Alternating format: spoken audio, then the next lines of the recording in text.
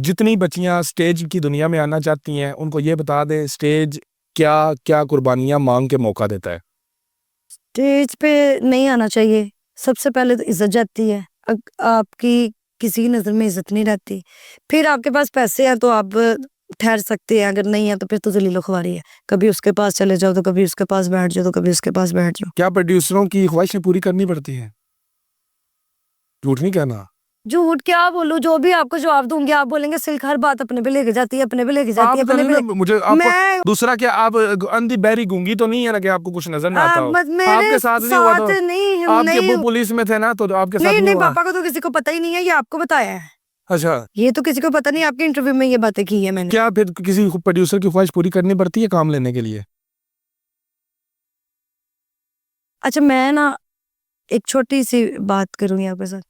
अभी जब कुरान ले आते हैं मैं उसके ऊपर हाथ रख के कह देती हूँ कि मेरे साथ ऐसा कुछ भी नहीं हुआ। वो किसी नहीं ये और बात ये देखिए, ये बात आपको बताने का ये मतलब है कि मेरे साथ इस फील्ड में ना मुझे किसी प्रोड्यूसर ने कहा है, ठीक है, ना मुझे किसी एक्टर ने कहा, ना मुझे किसी डायरेक्टर ने कहा है, ठीक है, ना किसी इन्वेस्टर ने कहा है।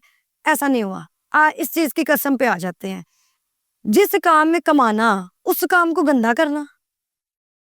इस काम में कमाती हैं, इस काम में बैठ के इस काम को गंदा करती हैं। यानी ऐसा कुछ नहीं नहीं हुआ। ऐसा कुछ भी नहीं है। ऐसा वो लड़कियां कहती हैं जिनको प्रोड्यूसर कास्ट नहीं करते, जो कास्ट नहीं होती, जिनका कोई लेवल नहीं है। आप मुझे कोई भी बड़ी एक्टर सुपरस्टार बता दे कि उसने कहा हो जी प्रोड्यूसर रिक्वायरमेंट्स करते हैं।